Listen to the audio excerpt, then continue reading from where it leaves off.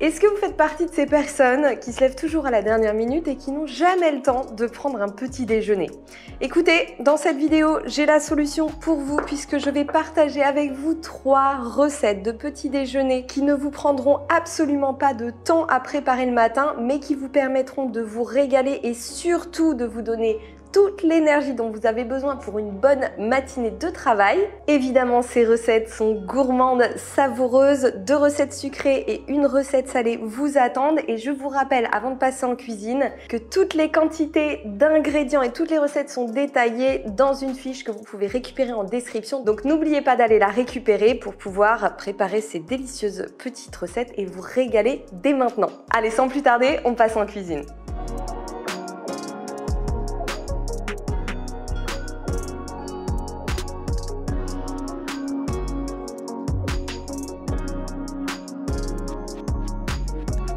On commence avec un pudding aux graines de chia, mais attention, bien gourmand puisqu'il s'agit d'un pudding au chocolat. Donc vous allez avoir un petit peu l'impression de manger une mousse au chocolat pour le petit déjeuner, ce qui est plutôt pas mal, je pense, pour démarrer la journée. Et les graines de chia ont un formidable pouvoir rassasiant. Elles sont riches en fibres, elles sont moulues, comme vous allez le voir dans quelques secondes, ce qui permet de mieux en assimiler les nutriments, donc vraiment tout bénef. Donc ça d'ailleurs, c'est une recette qui est issue d'une des mises à jour du guide nutrition, parce que sur le guide nutrition Get Stronger, vous recevez après 12 mises à jour hebdomadaires avec à chaque fois une nouvelle journée de repas, recettes détaillées, macronutriments compris.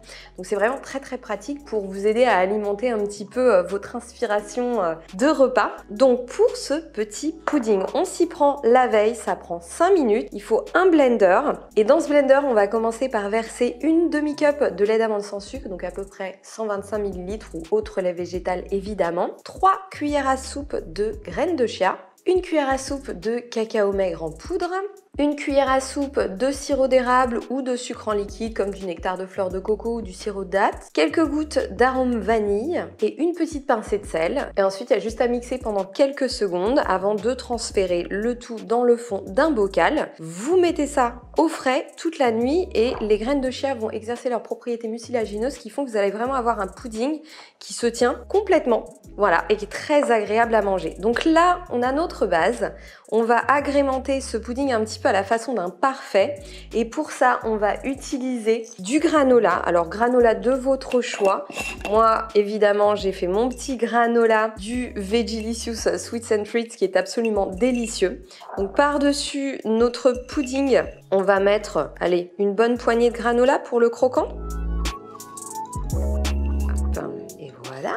Ensuite, on va couper une demi-banane en rondelles. Alors là, j'utilise des fruits, mais c'est vraiment selon vos goûts. Moi, je trouve le combo chocolat-banane avec un petit peu de peanut butter, il est absolument divin. Mais vous pouvez vraiment utiliser tous les fruits de votre choix ou même ne pas en utiliser. Moi, j'aime bien quand c'est la saison, sinon mettre des petites tranches de fraises.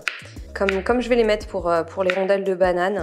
Donc là, on va disposer les rondelles de banane joliment. Parce que quitte à avoir un bon petit-déj à emporter, autant que ce soit joli, hein, parce que le plaisir commence déjà dans les yeux. Le visuel est très important. Vraiment, le but quand on mange, c'est évidemment de combler ses besoins nutritionnels, mais aussi de combler ses papilles, d'éveiller ses sens, pour que l'expérience de manger, en plus d'être nutritive, soit vraiment un plaisir. Et ça, c'est ce qui change complètement le rapport à l'alimentation, la manière de se nourrir et qui donne d'autant plus envie de bien manger. Ensuite, on rajoute du peanut butter, de la purée de cacahuètes, ou de la purée d'autres fruits à coque. Vous pouvez aussi utiliser du beurre de cacahuète reconstitué si vous voulez apporter un petit peu moins de lipides. Ça dépend vraiment de vos besoins énergétiques. Là, on y va en mode gourmandise avec une bonne cuillère de purée de fruits à coque. Voilà. Et ensuite, on rajoute environ 100 g de yaourt nature. Donc moi, j'ai utilisé du yaourt au soja à la grecque, qui est un petit peu plus épais que le yaourt au soja traditionnel. Donc la texture est super bonne. Évidemment, il est riche en protéines. Vous pouvez utiliser du yaourt de coco, amande. Ce sera aussi très bon. Voilà, on continue à monter le parfait. Ouais, à chaque fois que je fais une recette comme ça me fait penser au diplomate de Rachel. Alors vous êtes prêts? C'est l'heure du diplomate à l'anglaise. Voilà, vous me direz en commentaire si vous avez la référence. Honte à Clément, il n'a pas la référence. Je suis très déçue. Et pour terminer, on peut rajouter un petit topping de fruits rouges ou alors du reste de banane. Moi, j'utilise de la grenade fraîche. Ça apporte une petite touche de fraîcheur. C'est très sucré. C'est hyper agréable à manger, hein, les grains de grenade. Bon, en plus, super riche en antioxydants, donc vraiment tout bénef. Et voilà. Et en plus, qu'est-ce que c'est joli. Et voilà, le pudding est prêt. Vous pouvez tout simplement refermer le couvercle et l'emmener avec vous pour vous régaler à n'importe quel moment de la matinée.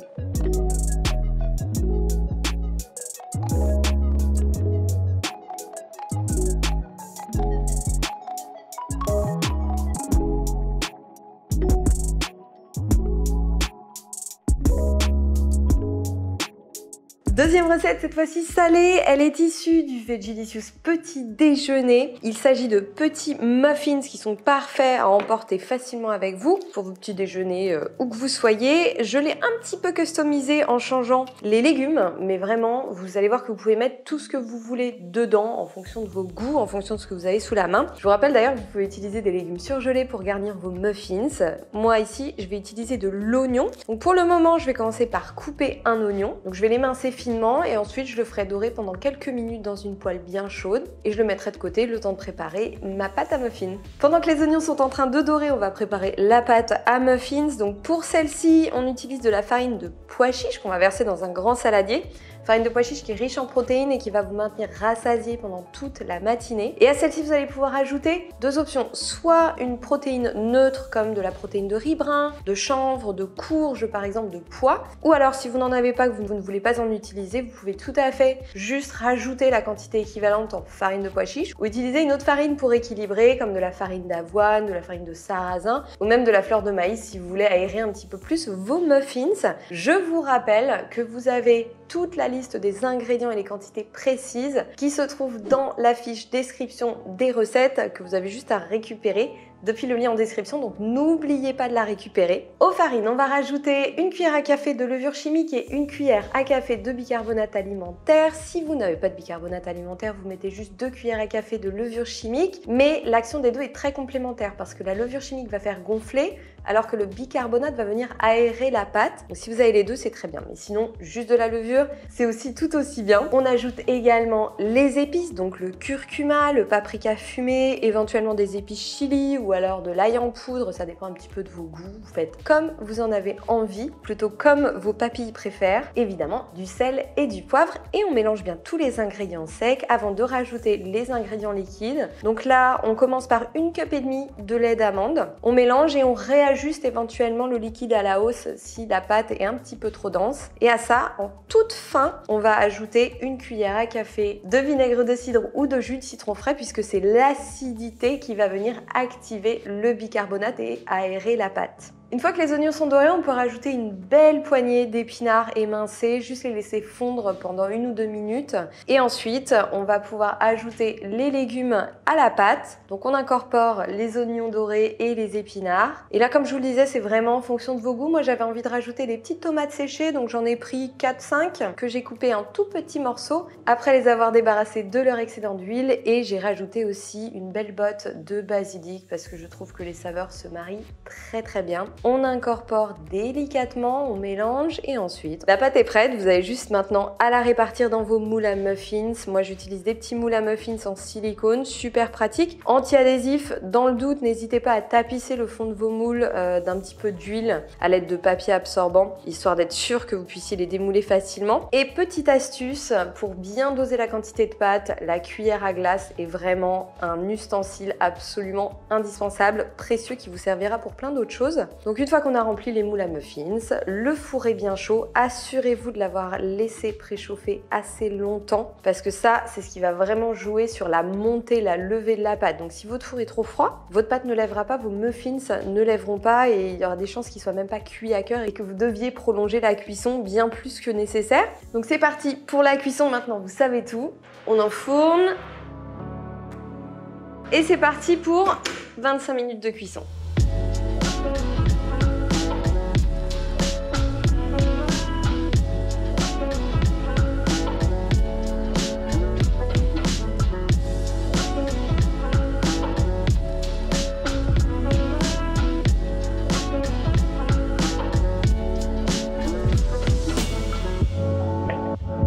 Dernière recette, évidemment, un overnight porridge, donc un porridge pareil à préparer la veille, donc vous l'embarquez avec vous le matin. Vous pouvez l'embarquer tel quel ou rajouter des petits toppings gourmands, on verra ça juste après, mais déjà pour la base, vous allez voir c'est super simple à préparer, il vous faut évidemment un bocal hermétique et dans ce bocal, vous allez commencer par verser vos flocons d'avoine, auxquels vous allez ajouter une cuillère à soupe de graines de chia qui vont venir gonfler tout au long de la nuit, donc ça va rajouter du volume et rendre votre porridge encore plus rassasiant. Et là au choix, on va pouvoir rajouter soit 2 cuillères à soupe de farine de cacahuètes, en plus ça va donner un très bon petit goût, ou alors vous pouvez tout à fait rajouter la quantité équivalente de protéines végétales, ça dépend de ce que vous avez sous la main, de vos goûts. En protéines végétales, moi j'aime beaucoup la Choconati de chez Sink qui est ultra bonne, mais un parfum un petit peu plus neutre passera aussi très bien, et vraiment celles-ci si vous ne les connaissez pas, je vous invite à aller les découvrir parce qu'elles sont absolument fantastiques, elles n'ont aucun arrière-goût, les ingrédients sont bio et c'est une marque française qui font de gros efforts dans leur packaging, dans la création du produit pour préserver l'environnement, évidemment le tout sur une fabrication locale. Donc voilà, gros coup de cœur pour cette protéine, au cas où vous voulez la découvrir, vous avez les infos en description.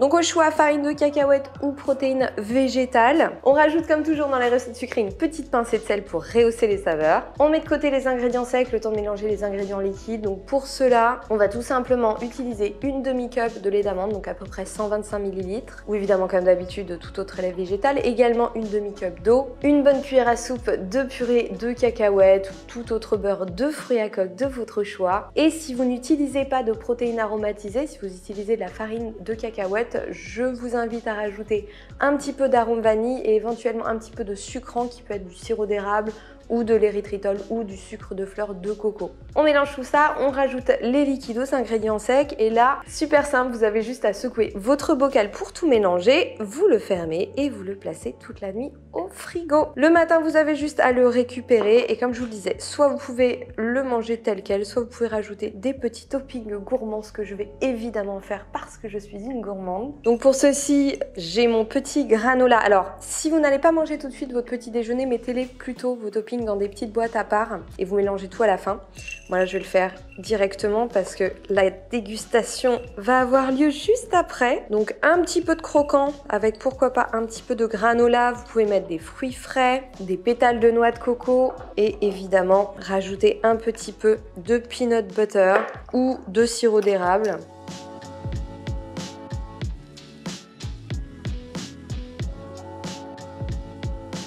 Et voilà, votre porridge à déguster. D'ailleurs, si vous n'aimez pas les flocons d'avoine, cette recette devrait vous réconcilier avec. Et d'ailleurs, je vous prépare une vidéo spéciale flocons d'avoine, justement avec 3 délicieuses recettes pour vous régaler avec les flocons d'avoine. Et même si vous ne les aimez pas, vous allez voir, vous allez être surpris.